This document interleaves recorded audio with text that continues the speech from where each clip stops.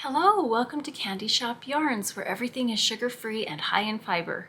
I am Deborah, your confectioner extraordinaire, and this is the ultimate destination for knitting and crochet enthusiasts.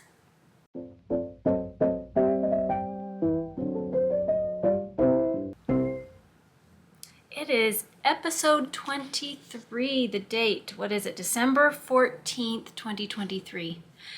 And it is close to Christmas. So I am very excited about that, but I'm also sad. I had the realization this week that I had 2 weeks till Christmas, and it seems like it was still so far away, but it's not. It's getting close.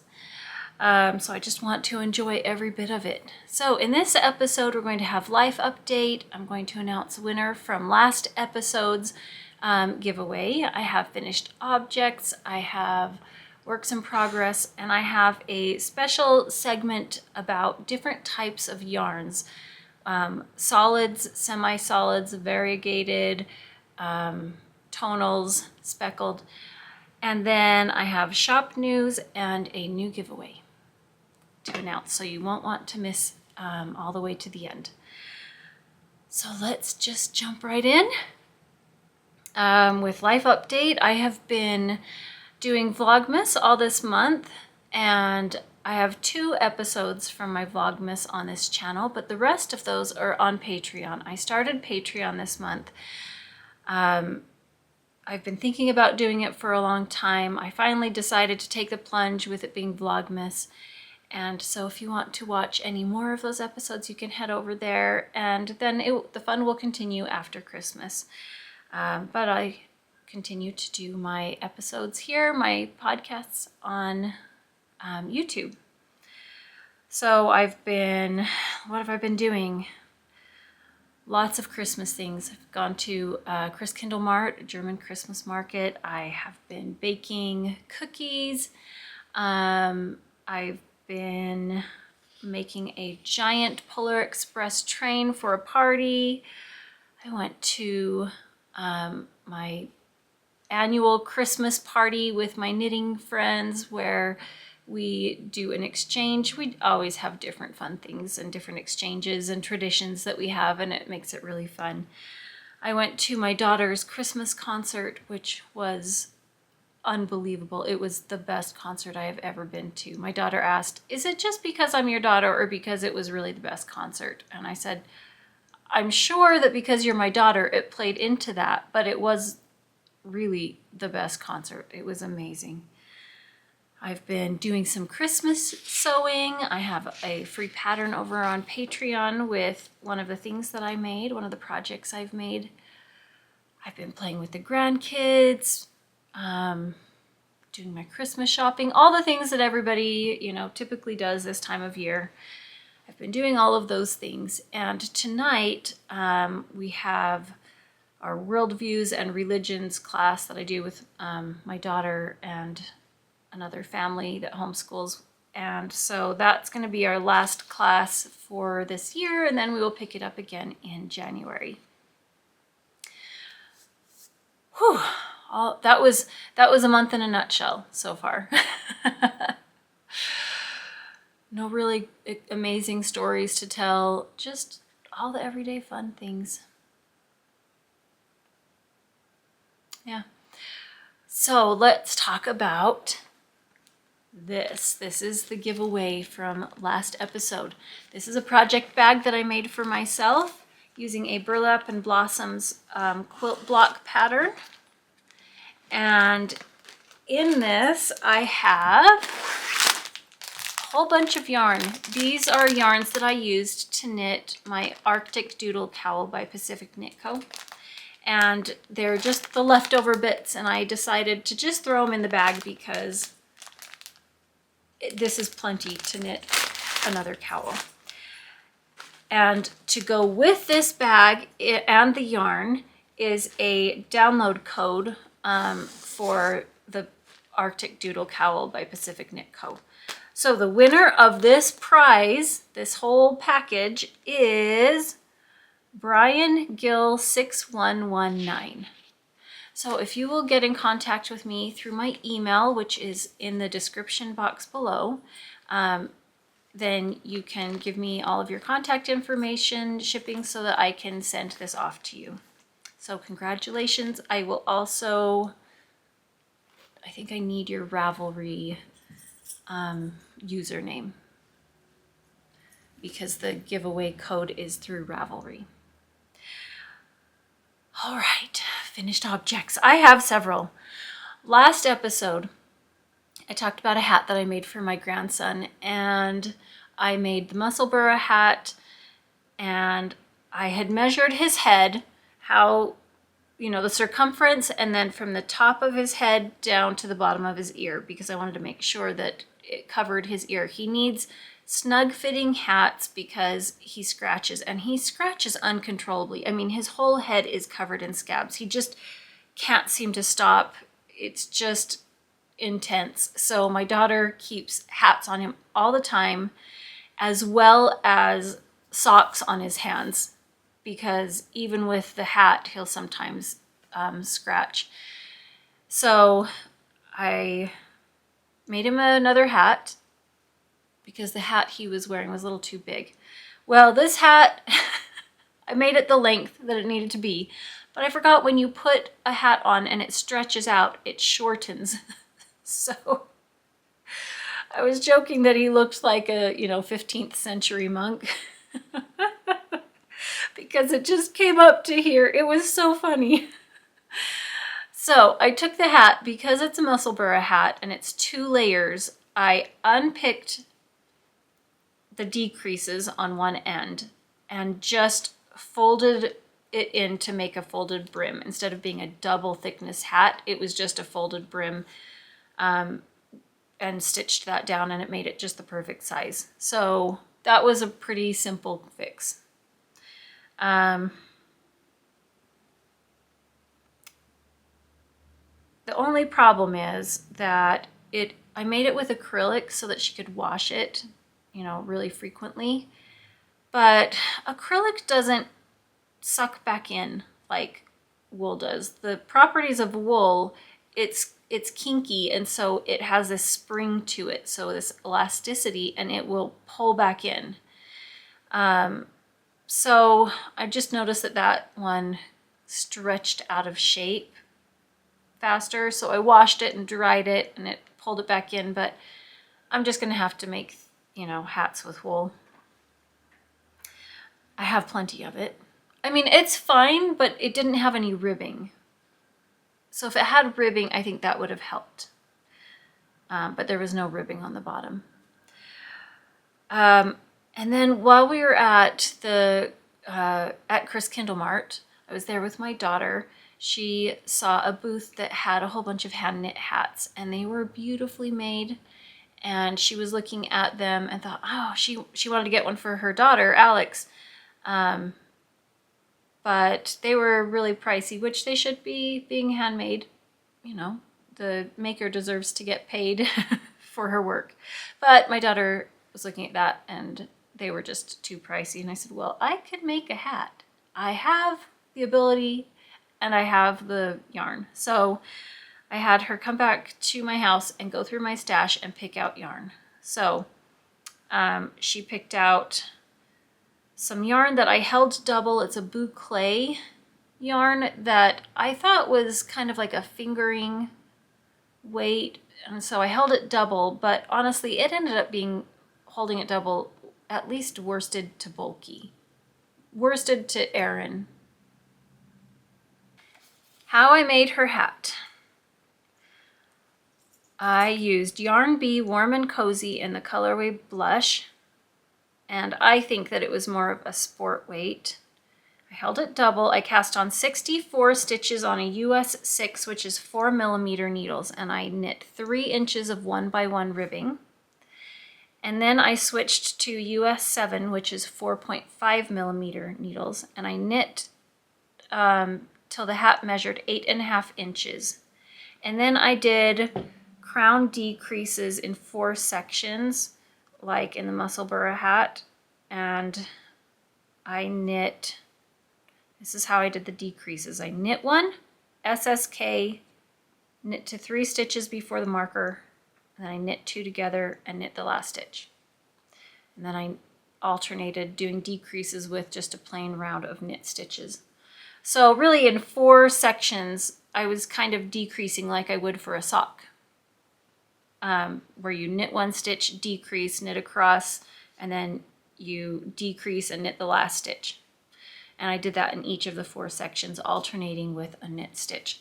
So anyways, turned out great. I made a pom-pom for the top with the same yarn. I made it nice and full and dense so that it would not fall apart easily, and it fit her great.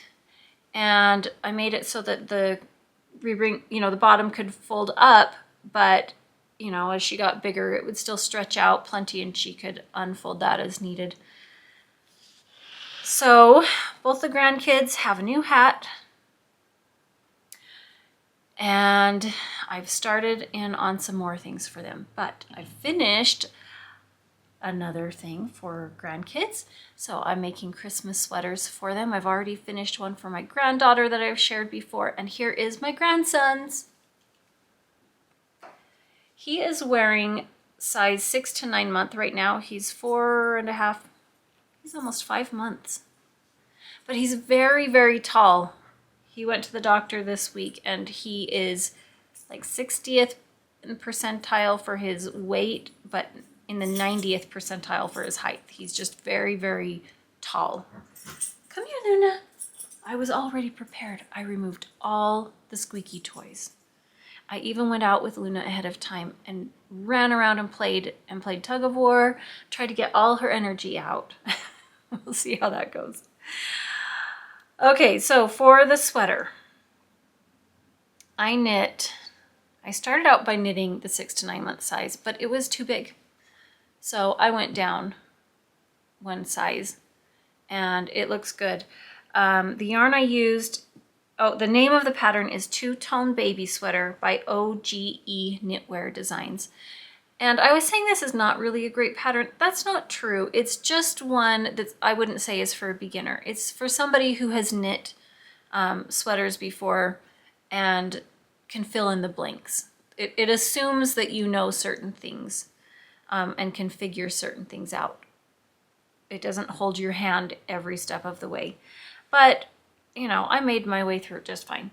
The yarn is Baby Bee Sweet Delight from Hobby Lobby, and I used 2 different colorways, but I don't know if the colors are even available. I bought them the week they were clearancing things out and getting rid of a whole bunch of yarns. They go through yarns so quickly that they come and go. So, half the time you get it one week and it's gone the next week. So, I don't know. But this was really fun to make. It didn't take too long. I steam blocked it. I pinned it all out on my ironing board, and then I got my iron on the highest steam setting and held it, inch and a half away from the garment, and I just steamed over the top of it, for a while, and then left it there to cool overnight. And then I unpinned it, and it was just nice and even and smoothed out. And then I sewed on some buttons. I found these at Hobby Lobby. I found some at Joann's, but when I got home, I realized somewhere the second card of buttons was missing. So I didn't have enough buttons, and I was not going back to Joann's for a while, so I found some at Hobby Lobby. It'll work out. I'll have to find some more of the other ones again, so I'll at least have enough of that type of button to do something with, because 3 is not enough. So this will be very, very cute. I initially, with the 2-color collar, the ribbing, I initially was trying to do kind of like when you do a folded brim where you use 2 needles. No, Okay, I was trying to fold it over and pick up one stitch with my needle on the base and knit it together with one stitch on my needle, but it was not working. It was so finicky. So in the end, I just, I didn't bind it off first. I just did a whip stitch where I caught a thread from underneath and I went through the loop on my needle and pulled it off, and then just kept whip stitching through. And I think that it looks good.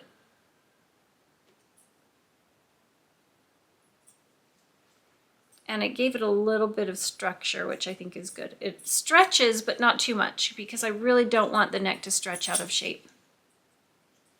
Oh, I think it's so cute.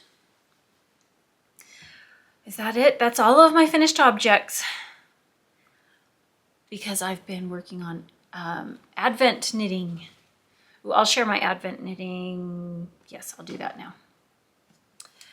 Okay, I had this brilliant plan to knit a cardigan with my Advent. Now, this is actually technically not an Advent, a yarn Advent, like it was leftovers from previous years, because when I make a project, sometimes it doesn't use all of the skeins. Like I decided last year when I was making, what was that one? It was by Amy Loudon of Taylor S Studio. It was her wrap that came out last year. I forgot the name of it, but I decided as I was getting close to the end that it was long enough. So I didn't use the last 3 or 4 colors. So I have several Advents like that. And so I kind of combined them together into one, where I had 18 or 19 minis. And so I was looking at different patterns, and I was looking at a pattern by Joji Locatelli, and the yardage looked like it would work out great with that much. So I started it, and by the time I got to the day 2 of my knitting, like the second mini, I realized this isn't going to work how I want. So I scrapped that and decided, what is something that would make me just, what's been on my wish list to make, and what would be really enjoyable, like popcorn knitting, where I just want to keep doing it. And so I decided on the Friday Shrug. Friday Shrug, is that what it was called?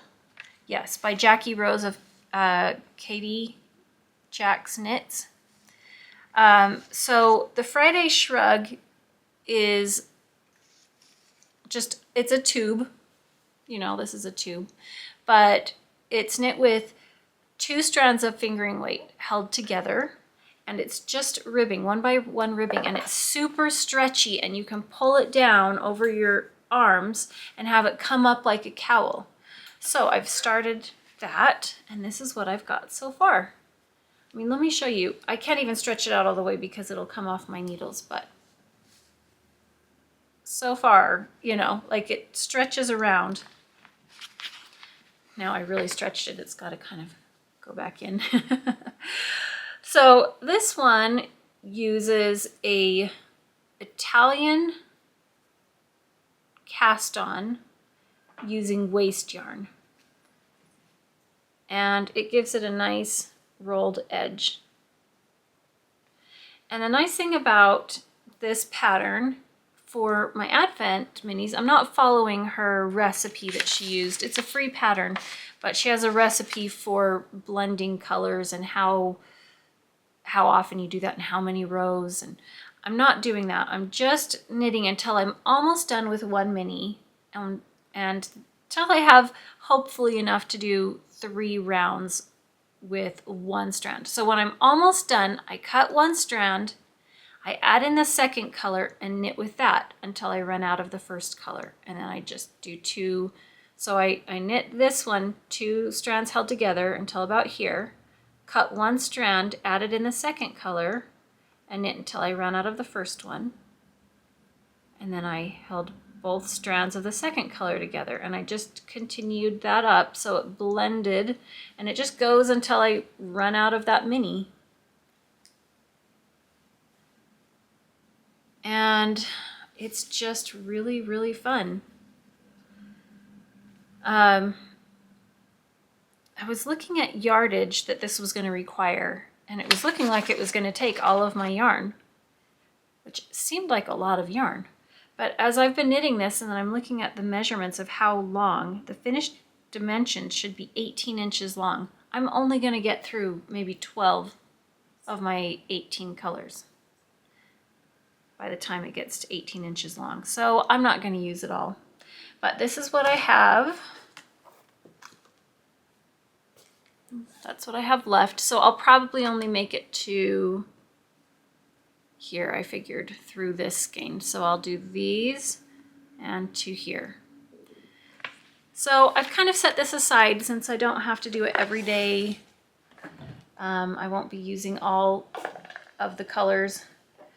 I've set that aside to work on a couple of other projects. I was trying to design my own crochet pattern with my advent that I designed this year.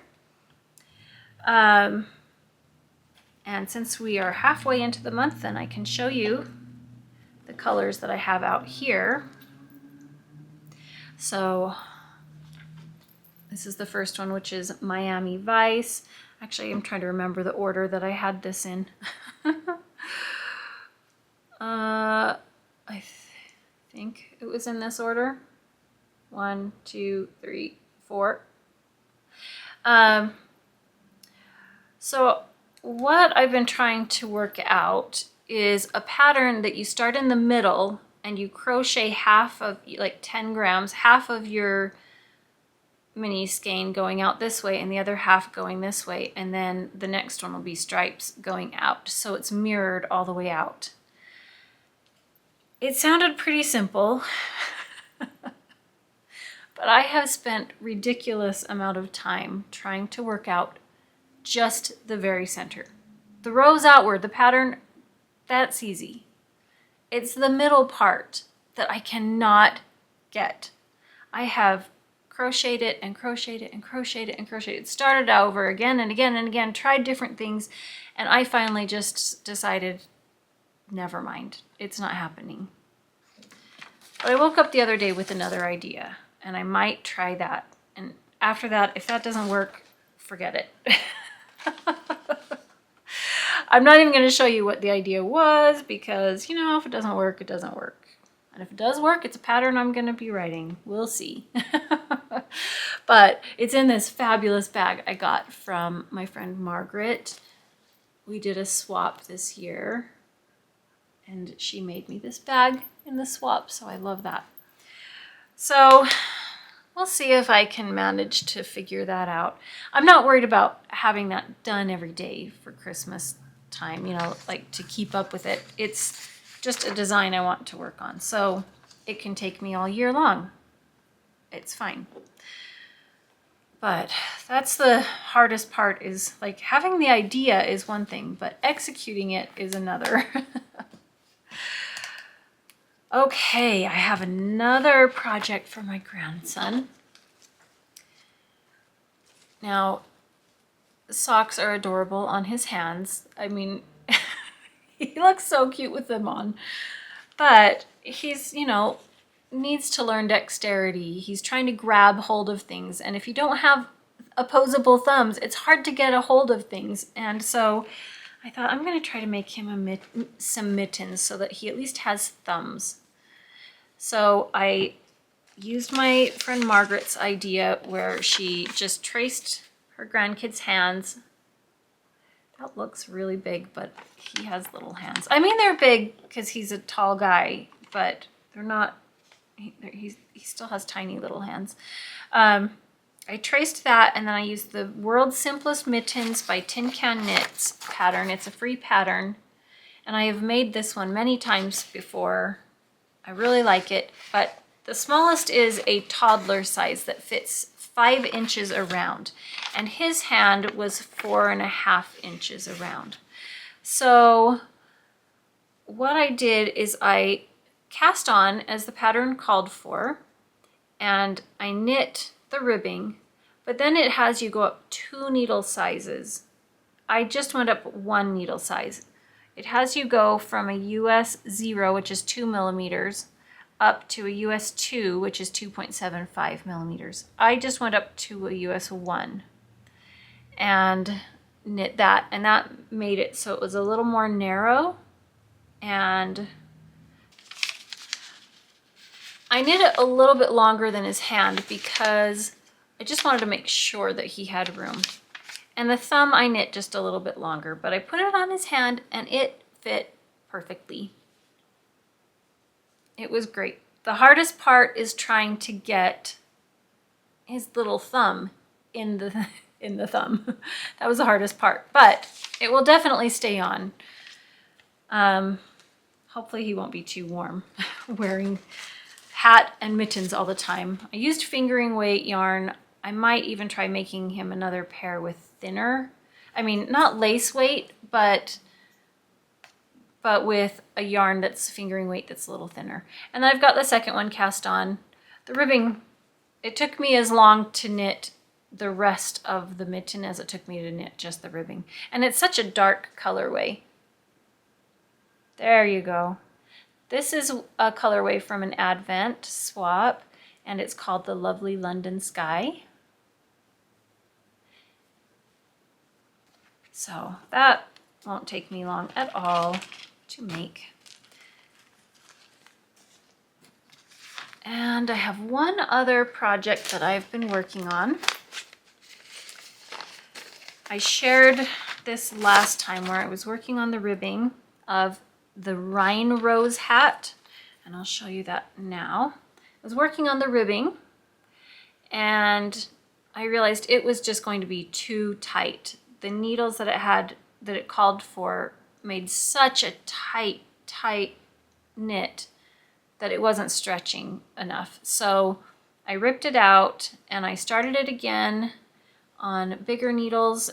What size am I using? I'm using a US 5, which is 3.75 millimeters. And it has a folded brim as well. So that's 2 layers. And now it's nice and stretchy.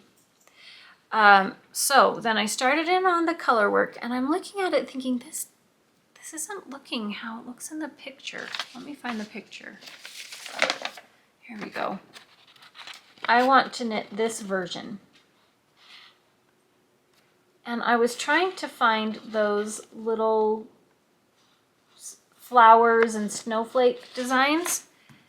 And I'm like, I'm not seeing, this white does not look like that. Well, I realized I'm doing it inverse. I'm doing this one with the dark color brim. And I don't want that one. I want this one. It's because the chart shows this, but I didn't realize that at a glance. So now I have to either rip that all out and do this, or continue on with this, but the ribbing is darker. Now that I'm looking at it in the screen, well, I kind of like that. Well, maybe I don't know what it is about looking at something in the screen versus in person. It changes things. Let me look at it here. Let's see.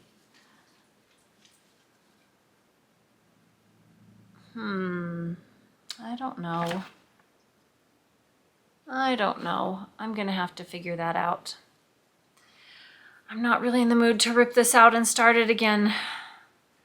Maybe I better continue on because I don't know if I will rip this out and then start it again. Because the ripping out part, what I can do is take the needles out and I can pull the yarn out and then go pick up stitches, but that's really fiddly. I do not like doing that. I feel like that's very frustrating to me, especially because the very first row of color work is worked into some increase stitches. And so if I rip the yarn out, then those increase stitches won't be increased, but they'll be loose because I did a knit front back. So I can rip out the needles and go pick up the stitches below, but that's where I connected the brim. And so those will be tight and difficult to pick up.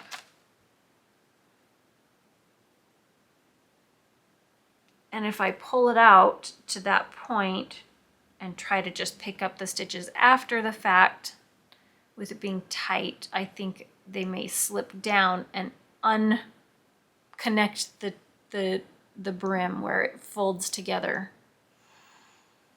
I may just continue on with how it is. Well, I'm gonna have to think about that and decide that.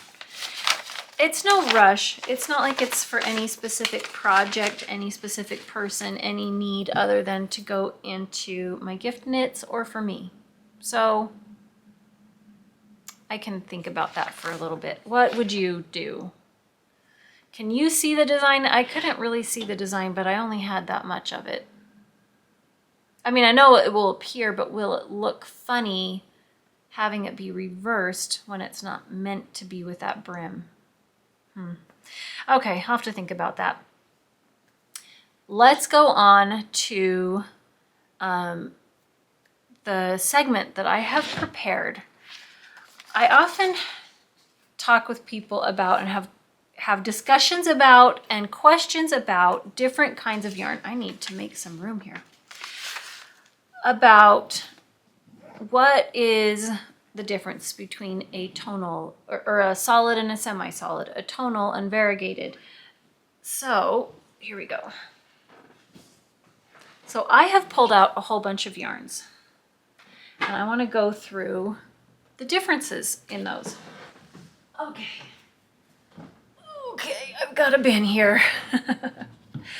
So the types we're going to talk about are solids, semi-solids, tonals, variegated, and speckled. Okay, so let's start with solids. Solids are ones that you really only see with commercial dyers because it means that all the way through the yarn it is an even saturation of color. There's not lights and dark bits, you know, where there's the dye didn't disperse evenly. So if you look at this, that is solid. That color is solid all the way through.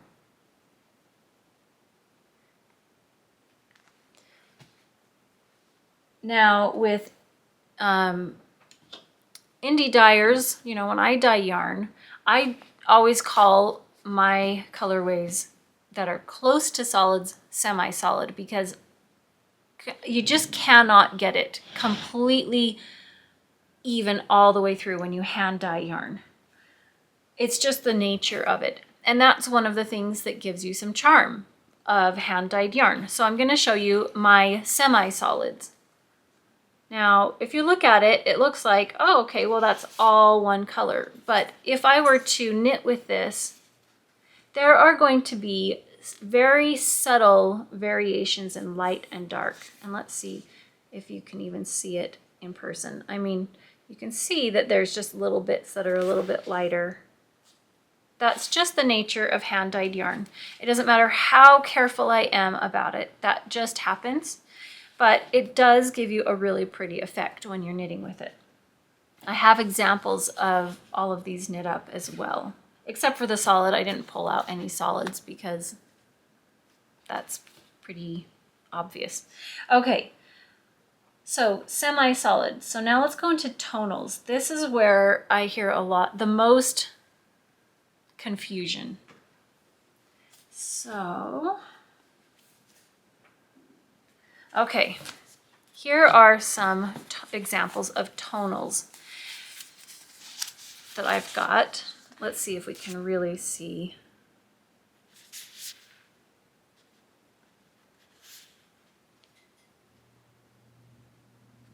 There's one. So when you're talking about color theory, the tone of a color means honestly that you've added gray to it. But that's not what we're talking about when we talk about tonal colorways. What we're talking about, let me get out my color wheel.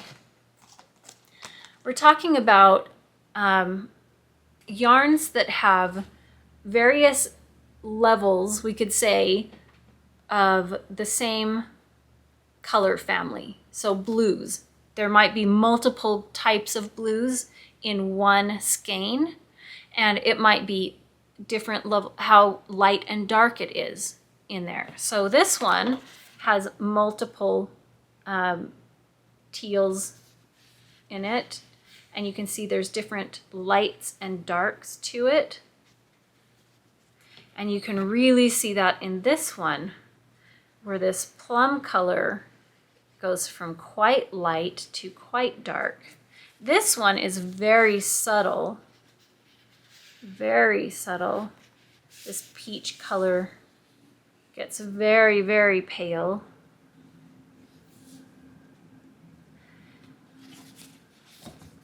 But what it isn't is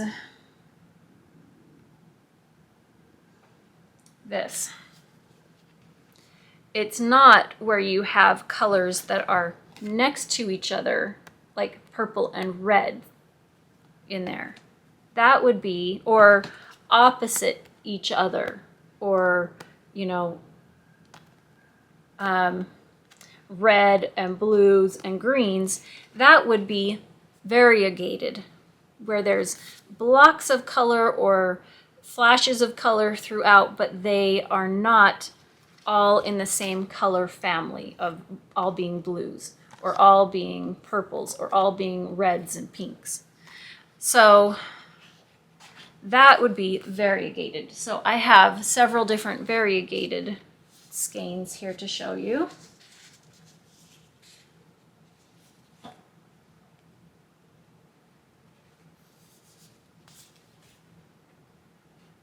And we'll get into some of these in a minute. Then we have, I've got another, I'm gonna put that there. Then we have speckled. I had another speckled here. Where did it go? Okay. Here is speckled, where you have little dots, little bits of color that just land on little tiny specks of the strand, of each strand. That is speckled.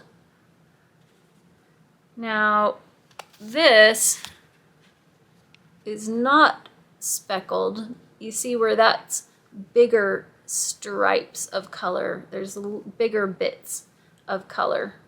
That's not a speckle, but these are speckles. Now there's sharper speckles and more blurred out speckles, but we'll talk about variations in all of these as well. So here I have a variegated speckled skein. So overall we've got blues and peaches, peachy pinks throughout with speckles on top. You can see how they've got sharp little bits of color throughout.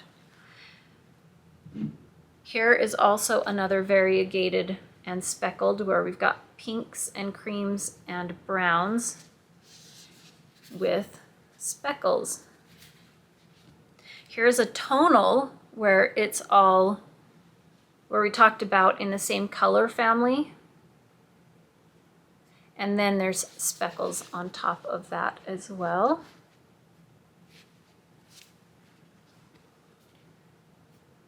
So you can have a combination of these. You can have a solid or a semi-solid with speckles. You can have a variegated with speckles. You can have a tonal with speckles. And that will all give you different looks in your knitting. So I'm going to pull out some samples of knits with those. Okay, the first one I have is speckled. Here's a sweater that I knit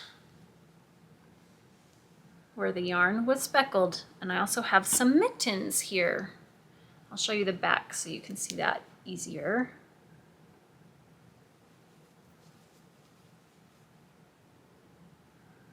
So that's the type of effect that you get with that. Then let's pull out Variegated. I'm kind of working backwards now. I have more subtle variegation, like this. Sometimes Variegated will pool. You might end up with blobs of one color together, or flashes where you create kind of these interesting like clusters of color that all stack together or spread out a little bit but create interesting shapes. So variegated yarns are sometimes difficult to work with, and it's where it's easiest if you alternate skeins. Hand-dyed yarn, you should alternate skeins anyways. But so there's a more subtle variegated one. Here is highly variegated, highly contrasting. See here, it is pooled. Let me open this up. You can really see the variegation there. And then I have a solid. This is a commercially dyed yarn. I can't remember, it's been years. And I have a tonal in this pink.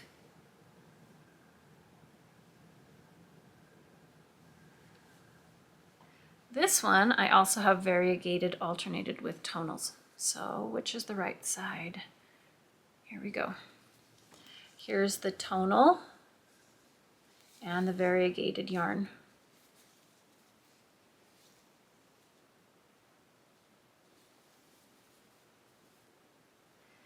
Then I'll move into tonal right here.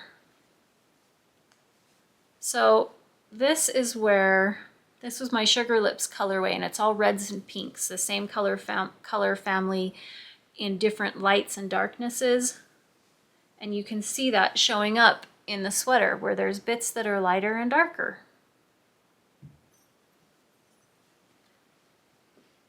The same thing here. This is my cream soda colorway.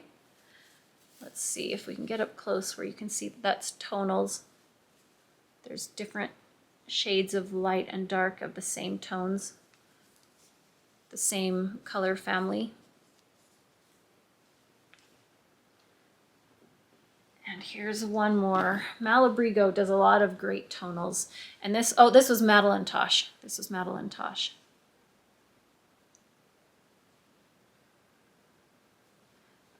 But that has a really beautiful effect to it.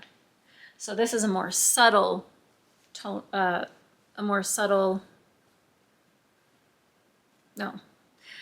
trying to say.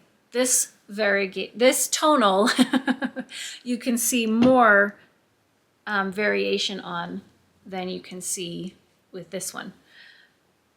Okay, and my last example is of a semi-solid. So this is what I always label my yarns that I'm trying to get as solid of a color, you know, saturation throughout the skein. I always label them semi-solid because I'm not a commercial dyer. I can't get this full saturation throughout. But you can see that there's just subtle variation. But overall, oh, with that light, it makes it hard to see. Overall, it just reads as a solid. But it's very, I don't know, it gives it a very beautiful effect when you're knitting with hand-dyed yarns. So, I just wanted to share that because I get enough questions and have had enough conversations with people that I thought it was worth addressing. That maybe there's somebody out there that has questions on it, because I didn't know what that meant at the beginning. I remember talking with my sister. I needed to go into a yarn store and get sock yarn, but I didn't even know what questions to ask. I didn't know any of the terminology, and I just felt so like nervous about like, oh, I don't even know what to say. So like how could I even explain, you know, what I was looking for? I had no idea. So same thing with when we discuss different terminology. I think it's helpful to have examples to put with the terms. Okay, shop news. This is very exciting. I am so excited about this. I am now stocking. Are you ready? Let me get them. Doodle Card Decks from Pacific Knit Co. I am stocking the 4-season card packs. So let me tell you what these are. These are patterns for you to create your own cowls. So this one is the Infinity Cowl, the double-sided, I think she calls it the double-sided cowl. I've shown examples of both the single-sided and the double-sided. Double-sided meaning that it's a tube that both sides, like if I were to turn it right side out, that you would still see the design. It wouldn't be floats showing. This one is also that type of a thing, but some cowls don't work that way. Okay, so there's a pattern for both kinds. And so I have the winter, spring, summer, and autumn. Oh, and it's so fun because what you can do with these is you don't even have to stick with just one pack. Oh, it's closed. These are going to be mine. You don't even have to stick with one set, but you open these up and there's all these charts, all these patterns, and you can mix and match and stack them up in whatever order you like and make them your own. Make your own pattern. It gives you instructions on how to do the single-sided cowl or the Infinity double-sided cowl. Oh, this is so exciting. So this one that I just opened is the spring doodle deck. Oh, I'm so excited about this. So I'm going to be stocking these. So I will be adding to my shop in the beginning of the year 50-gram skeins of semi-solid colorways that you can buy individually to mix and match to make your own sets.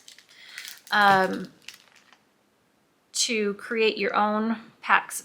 They're going to be DK weight yarns because I already sell 20-gram mini skeins that you could mix and match if you wanted to do fingering weight. So this cowl is fingering weight. The other one I made was DK weight, which is what I have in here. So I think my preference, well, DK weight works up quickly. I really like how quickly it is, but what I like about fingering weight is that I can get more designs in because it's a finer gauge. But also if I'm gonna knit it double thickness, then it's not too bulky because 2 layers of DK weight would be really, really warm. So depending on where you live, you might like that. So I will be stocking those in my shop at the beginning of the season, at the beginning of the year in January. I have them now, but I need to get them photographed. They may be up earlier, but I'm just really excited because this is a great thing for you to be able to add on when you purchase mini skeins from me, or any yarn, or no yarn, just these if you like. Oh, I'm so happy to get started on making some more of these. They're so addictive. As soon as you make one, you'll want to make more. Okay, time for my giveaway. I don't know if you, like me, saw this reel that was going around on Instagram where somebody was making I-cord with a tool, these latch hooks. Well, there are 2 makers now 3 that saw that and created their own tool that now you can purchase to make I-cord. I got a hold of one. It has these latches. This is by Size Inclusive Collective. And here is the funny thing. I purchased one for me and I purchased one for my sister. for Christmas. Well, she did exactly the same thing. She purchased one for her and one for me. So I have one for a giveaway. And it's very fun. If you go to Size Inclusive Collective on Instagram, she has videos on how to use this. I also showed it on my Patreon on one of the videos of Vlogmas, but it is very, very fun. So I have brought in, this is a pack of cards that I had purchased one time, and it's called Table Topics. This one is Do-It-Yourself Therapy. There's all sorts of different ones. There's original, dinner party, couples, what would you do? There's lots of different ones.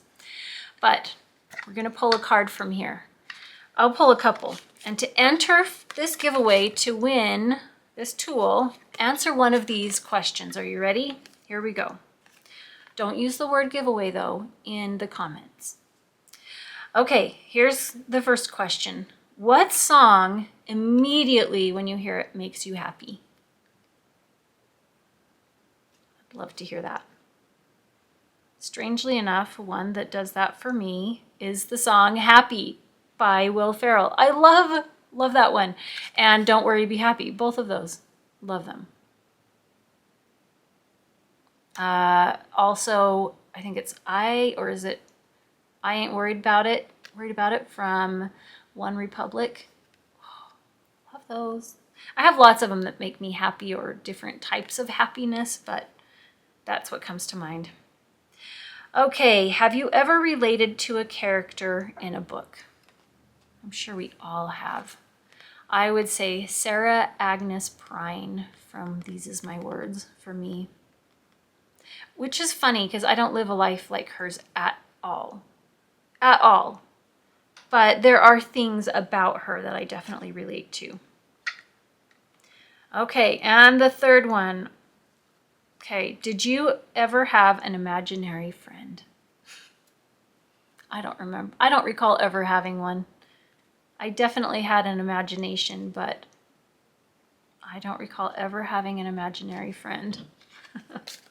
That makes me think of Bing Bong from the movie Inside Out. Oh, love Bing Bong. Okay, that's it for today. Thank you so much for joining me. And I'm so glad my battery lasted. Hallelujah. So I will see you again at the beginning of January. And if you want to see more videos until then, you can go join me over on Patreon and check out all of my Vlogmas videos. So thank you so much for joining me, and I'll see you again soon. Bye.